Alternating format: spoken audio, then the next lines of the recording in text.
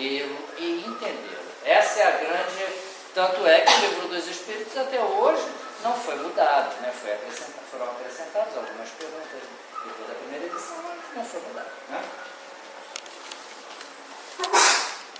Então, na nossa segunda parte, nós vamos ver se a gente mantém mais ou menos essa didática que nós estamos usando, e nós vamos falar dessa passagem que Jesus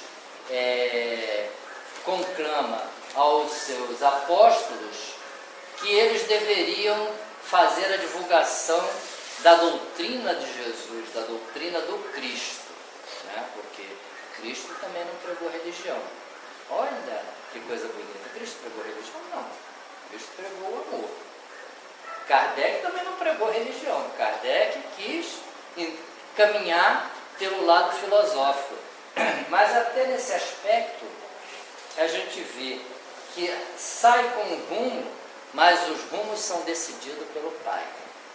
O Pai é que determina o que vai ser da nossa vida. Nós aqui somos meros instrumentos. Nada do que nós temos nos pertence. A gente está ciente disso. A nossa vida, nós temos uma linha média, que nós podemos, quando nós desviamos para erros. Porque a espiritualidade está sempre no nosso ouvidinho, querendo que a gente caminhe pelo caminho certo, mas a gente muitas das vezes quer dar ouvido para aquele outro lado da espiritualidade que quer que a gente tropece, né? A porta larga para nós às vezes se torna mais fácil, né? Então não vades ter com os gentios. Jesus conclamou os seus apóstolos para que saíssem a divulgar. Por que ele estava já fazendo esse convite aos apóstolos? Porque ele sabia que o seu tempo, isso já foi bem próximo dessa época que a gente está comemorando, que é a época no segmento cristão da Páscoa, essa situação, aquela imolação de Jesus, né? Então ele já estava bem próximo quando ele falou, olha, vocês vão ter que... Eu escolhi vocês, dei uma certa capacitação a vocês escutaram as minhas falas, então agora a incumbência é sair a divulgar a doutrina, a minha doutrina, que na verdade são os ensinamentos de Deus, né? Ensinamentos de Jesus, das leis de Deus, melhor dizendo, né? Ensinamentos de Jesus, das leis de Deus. E ele falou, vocês sairão a divulgar, a evangelizar o povo, mas não vades ter com os gentios. Evitem os gentios. Não entrem nas cidades samaritanas. Foram essas palavras de Jesus que está no Evangelho. Evitem falar para os gentios ou entrar nas cidades samaritanas. Aí nós vamos entender, nós vamos procurar conversar a respeito disso para entender o que Jesus queria dizer. Porque se Jesus estava querendo divulgar o amor, ele discriminou esse segmento gentil, discriminou cidades. Não, Jesus não discriminaria ninguém. Jesus era amor. Jesus é amor. E por que ele fez esse adendo aos apóstolos? Quem são os gentios, né? Jesus enviou seus 12 apóstolos depois de haver dado instruções seguintes: não procureis os gentios e não entrei na cidade dos samaritanos. E diante, agora já fica mais fácil, e diante em busca das ovelhas perdidas da casa de Israel. E nos lugares onde fordes, pregai, dizendo que o reino dos céus está próximo. Isso está em Mateus, capítulo 10, versículos 5 a 7. Então já ficou mais fácil. Não procureis, naquele momento, ide antes em busca das ovelhas perdidas da casa de Israel. Tinha uma meta inicial: orientar aquelas ovelhas desgarradas para que elas voltassem para o rebanho. Ele não falou que não poderia Mesmo porque Jesus já sabia que teria um apóstolo especial para os gentios. E quem era esse apóstolo? Paulo, depois Paulo. Então ele sabia que os gentios seriam abraçados por Saulo, depois Paulo. Então ele pensou, vou fortalecer aqueles que já acreditam no Deus único. E o povo, um segmento do povo que acreditava no Deus único, estava ali, na casa de Israel. Então vamos começar unindo aqueles que já tinham esse conhecimento, mas que não estavam praticando o Deus único. Não estavam levando em conta que não pode ser adorado inúmeros deuses. Nós temos que adorar somente um Deus, nosso Pai. Né? Então isso está em Mateus capítulo 5, capítulo 10, versículos 5 a 7, por favor. Quem eram os gentios? Gentios eram todos os homens que ainda não conheciam um Deus uno, conheciam vários deuses, né? Não se direcionavam com a sua fé, com a sua dedicação a um Deus único, tinham vários deuses, né? Ou simplesmente ignoravam, né? Tinham outros que nem conheciam Deus, né? Cada um dentro do seu segmento religioso. Então esses eram gentios, considerados naquela época de Jesus, aqueles que não pertenciam à casa de Israel. Quem não fosse judeu era considerado gentio. E as cidades samaritanas que nós falamos? Por que não entrar nas cidades samaritanas? Eram as cidades habitadas por dissidentes da religião preconizada por judeus. Eram aqueles ferrinhos que falavam, não, nós não queremos nada de Deus uno, nós queremos vários deuses, divergiam, mas depois eles começaram a ver que aquele caminho era o caminho certo e aceitaram, mas protestavam contra determinadas normas. Por isso eles eram considerados protestantes daquela época. Eles protestavam. Eles, em princípio, queriam adorar vários deuses. Depois eles viram que o caminho era um Deus só, mas eles não queriam se enquadrar no que o Cristo falava. Então eles passaram a ser os protestantes da época. Por favor. Ovelhas perdidas da casa de Israel. Quem seriam essas ovelhas? Estamos aqui reunidos, tentando entender um pouco a vida, um pouco melhor a vida, mas chega um dia que por pouca fé nossa, a gente não quer mais saber do espiritismo. Passamos a ser ovelhas perdidas do espiritismo. Eram aqueles que, por qualquer razão, não estavam com sua fé fortalecida para levar adiante o projeto maior que Jesus estava implantando, o projeto do amor, porque ele não contradisse as leis mosaicas, ele não contradisse nada, ele só veio adoçar aquelas leis usando o verbo amar. Essa foi Jesus utilizou a sua doçura, utilizou o seu modo correto de agir, adoçando para que os homens pudessem praticar mais as leis mosaicas. Os homens estavam desvirtuando e ele falou, poxa, 1800 anos atrás, que foi quando Moisés trouxe os mandamentos, e os homens, aquelas convulsões naquelas cidades samaritanas, Sodoma, aquela confusão louca, e Jesus estava vendo, meu Deus, onde é que esse meu povo vai parar? Eu tenho que vir de alguma forma. Por isso ele declinou da sua luminosidade, fez todo um trabalho de preparação para poder encarnar entre nós e sair a evangelizar. O mais importante que Jesus fez foi evangelizar? pergunta. Foi? Foi importante, mas o mais importante que ele fez foi exemplificar. Tem aqui não. Porque Jesus evangelizava e saía à prática. Como é que a gente faz no Espiritismo? A gente ouve palestras, estuda e depois vamos praticar, que é a parte mais difícil para nós. Não é difícil, é difícil para todo mundo, não pense que é só para vocês, não, é difícil para todos nós. Porque nós estamos nesse planeta onde as vibrações ainda são muito pesadas. Estamos a um passo de entrarmos em regeneração.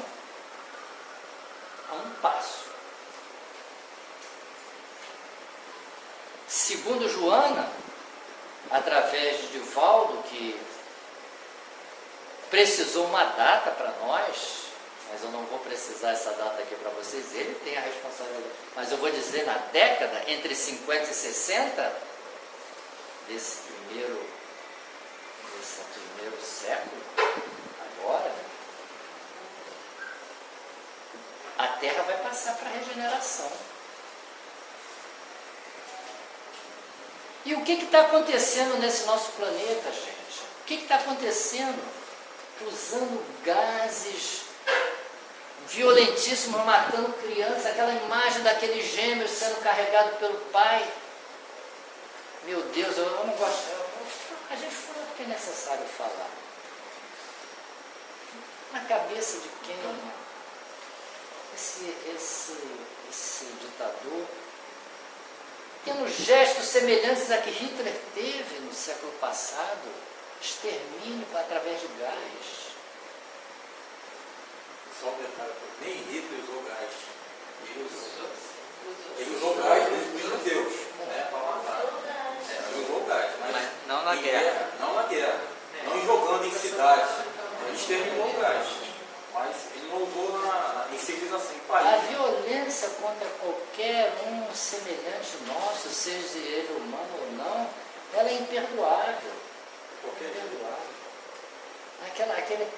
Aí se tem esse episódio. Aí a gente vai, o camarada faz isso, um outro, desculpe o termo, mas um outro louco, vai e joga uma outra bomba porque aquele gás, meu Deus, onde é que nós vamos parar? Não é através da violência que o diálogo é que pode levar luz a qualquer situação. Sempre o diálogo. Então, antes de adentrarmos nesse setor, nesse momento de regeneração, nós estamos passando por convulsões assim em todos os cantos do nosso planeta. O Brasil é um país tão abençoado. Jesus, quando voou, depois que ele foi lapidado e foi conduzido por Ismael, retornando ao mundo espiritual, ele passou pelas nossas terras, viu o formato de um coração e disse: Brasil, pátria do Evangelho, coração do mundo, pátria do Evangelho. Nós somos tão abençoados que, se fosse num país da Ásia, um país da Europa, com essas barbáries políticas que estão ocorrendo aqui, já estaríamos em guerra civil. E nós somos, olha, a nossa democracia é um exemplo. Podem ter certeza disso. Nós somos extremamente generosos, porque por muito menos outros povos já teriam pego em armas. Esses escândalos, né? Porque através desses atos geram mortes em pessoas inocentes em porta de hospital. Olha a consequência. Por que o nosso Estado Unido está falido? Arbitrariedade, né? Então, nós estávamos nas ovelhas perdidas, vamos voltar para elas, porque isso é que nos interessa, entender o que Jesus, né? A gente de vez em quando dá uma fugidinha, mas é por ilustração, para entender o momento que o mundo está vivendo, que a Terra está vivendo. Por favor. Então eu falei que Jesus, ele pregou, ele evangelizou, mas a parte de peso, não que evangelizar não seja importante, não que eu chegar aqui e falar de Jesus não seja importante. Para mim é extremamente importante, porque quando eu venho falar de Jesus, o que acontece? Eu tenho que estudar. Quando eu estudo, bate aqui na minha cabeça, Alfredo, olha só, você tem que mudar, você tem que melhorar. Olha aquele teu ato ali, a minha consciência fica batendo na minha cabeça. Olha, você naquela situação ali, você está falhando. Não precisa ninguém apontar o dedo para mim e dizer que eu estou errando, não. Eu tenho consciência. Todos nós, tudo que nós estamos conversando aqui, um dia nós já falamos em outras situações. Quando estávamos no mundo espiritual ou quando estávamos numa outra encarnação, nós temos conhecimento de tudo isso. Nós só estamos relembrando. Né? Por isso é que no Espiritismo é assim. A gente tem que estudar, terminou, estudou todos os livros, volta a estudar. Tem quantos anos estudando? Continua estudando, que é para poder aquilo ali passar a ser um ato praticamente automático, para a gente caminhar sempre no bem. Então, Jesus pregava, mas o peso maior era na exemplificação. Por isso ele não caminhou, 33 anos, 30 anos ajudando a sua família, se fortalecendo, porque ele sabia que, desculpe o termo, mas a barra ia ser pesada. Depois saiu a evangelizar, até culminar com a sua lapidação. E mesmo antes dele sair a pregar, a sua conduta era irretocável. Foi irretocável. Não se tem nada que possa desabonar o comportamento de Jesus. Veio com essa missão. Mas então, ele falava lá em cima, não, ide primeira casa de Israel, porque o reino dos céus está próximo. E que seria o reino dos céus? O reino dos céus é igual ao reino de Deus. Nós estamos aqui estudando, nós levamos a nossa vida dentro das leis de Deus, dentro da lei dos homens, porque nós queremos ter uma outra etapa com equilíbrio. Nós queremos ter uma nova vida, seja ela no plano espiritual ou no nosso retorno, melhor do que essa que nós estamos vivendo agora. Mas eu posso garantir para vocês que essa é a melhor encarnação que nós estamos tendo. É a mais, dentro de todas que nós tivemos, que nós não sabemos quantas, é a mais correta dentro das leis de Deus. Ainda tropeçamos, mas o que nós podemos fazer? Nós viemos para cá porque nós temos que melhorar essa nossa caminhada, buscar o reino de Deus através do amor. Só entraremos no reino de Deus, só curtiremos aqueles que a gente verdadeiramente ama, se nós também os amarmos. Nós não queremos reencontrar nossos filhos no próximo estágio, quando estivermos lá no plano espiritual, porque nós amamos nossos filhos. O Pai não nos ama? Não nos dá uma nova oportunidade, uma nova encarnação? Nós queremos encontrar esses nossos filhos uma nova oportunidade. E aí nós não podemos cometer pecados capitais. Nós podemos ter esses deslizes que a gente tem. É porque somos ainda espíritos imperfeitos. Espíritos imperfeitos ainda cometem deslizes. Estamos subindo na escala evolutiva. Quando estivermos em planeta de regeneração, erraremos muito menos do que erramos agora. E vamos continuar ainda tendo alguns deslizes. E vamos continuar desencarnando, reencarnando. Agora, o que nós temos que estar atento é que nós vamos buscar continuar aqui na Terra, ajudando esse nosso planeta que nós amamos. Mas se for da determinação de Deus, irmos para outro, da determinação do Pai, nós iremos, porque nós temos que continuar evoluindo. E a evolução depende única e exclusivamente de nós. Ninguém pode evoluir por nós. Ninguém pode fazer nada por nós nesse campo. Tem que ser nós mesmos. Por favor. E onde fica esse reino? O reino de Deus, o reino dos céus. Onde fica esse reino? Fácil, né? Já estão indo para Marte, já estão indo para Júpiter. Dizem que é bom, né? Ter lá espíritos bem... Eu acho que o reino de Deus deve ficar lá para o lado de Júpiter, não é isso? Vocês acham que é isso? Não. Então vamos ver o que diz. Onde fica esse reino? O reino de Deus não é um lugar circunscrito, mas obra divina no coração dos homens, obra divina, obra de Deus no nosso coração, coração dos homens. Ou seja, a edificação da sabedoria, a conquista do amor, através do trabalho incessante da prática do bem. Onde a gente aprende a praticar o bem?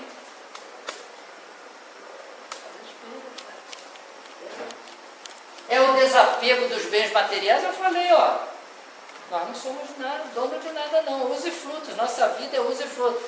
Iremos só com uma roupa cobrindo essa casquinha para não ser enterrado nu, né? Nós não vamos levar nada. O perdão das ofensas dos inimigos.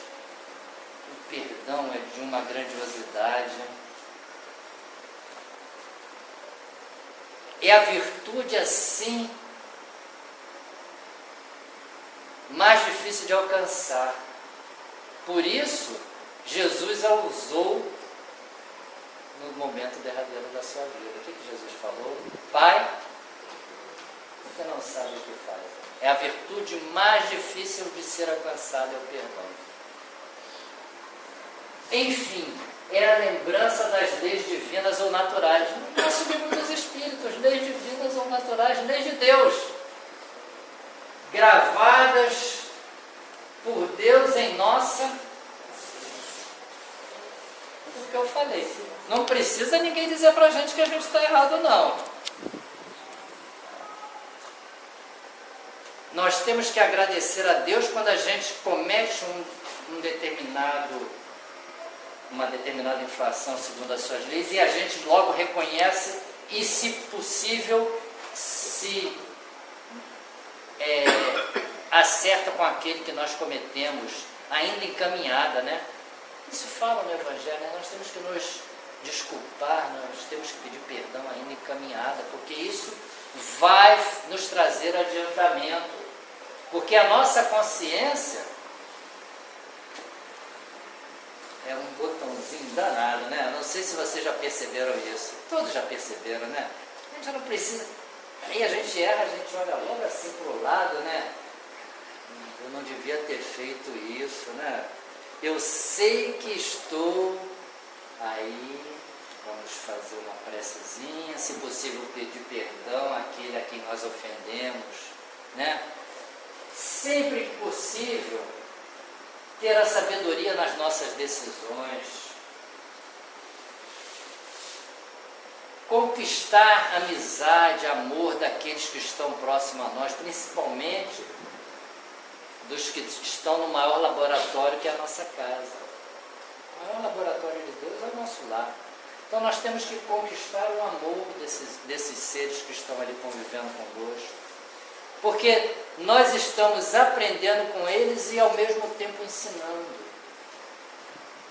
Aprendemos na fase que somos filhos e ensinamos na fase que somos pais. Você vê o mecanismo tão belo que Deus criou da nossa progressão, da nossa melhora, né? Nos desapegar de bens materiais, né? Termos o necessário, porque eu não acredito, sinceramente, voltando muito assim rapidamente, que esse pessoal que está fazendo isso, o que eles vão fazer com essa enormidade de dinheiro, gente? Não dá para gastar, não ajudam ninguém. Quer dizer, fica enraizado aquilo, né? Perdoar os inimigos. Na verdade, nós não temos grandes inimigos porque nós não cometemos pecados capitais, né? Os nossos processos obsessivos, da grande maioria de nós que estamos aqui, são processos de antipatias leves. Né? A não ser quando a gente comete um pecado capital, mata alguém, aí nós vamos ter um obsessor inimigo, né? Que ele quer, né, realmente equilibrar tudo e obedecer às leis de Deus. E eu quero terminar com essa frase está em Mateus. Eu trouxe um evangelho ali, não, é Mateus 10, versículo 40. Lá diz assim, Jesus diz, falando para os apóstolos quando vão visitar as ovelhas perdidas. Quem recebe vocês, isso é Jesus falando, quem recebe vocês, recebe a mim, recebe a ele Jesus. E quem me recebe, recebe aquele que me enviou. E quem recebe Jesus, recebe Deus. Então, não evidentemente guardando as devidas proporções, mas eu queria aqui fazer um agradecimento, porque essa casa foi a primeira que me convidou, já de muitos anos, quando a palestra fora da humildade, né? Então, eu fiquei pensando assim, como vocês sempre me receberam com muito amor, e eu venho aqui falar de Jesus, indiretamente vocês estão recebendo Jesus, e estão recebendo Deus, e que a gente possa, nessa confraternização que a gente sempre faz aqui, que eu vejo aqui tanta beleza nesse salão, apesar de ser um salão simples, pequeno, humilde, mas eu vejo muita luminosidade. Eu quero agradecer, né, por vocês terem me ouvido e falar, vamos continuar nessa caminhada, gente, porque ela vale a pena.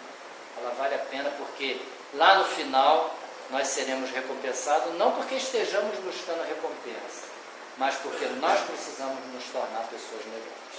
Graças a Deus.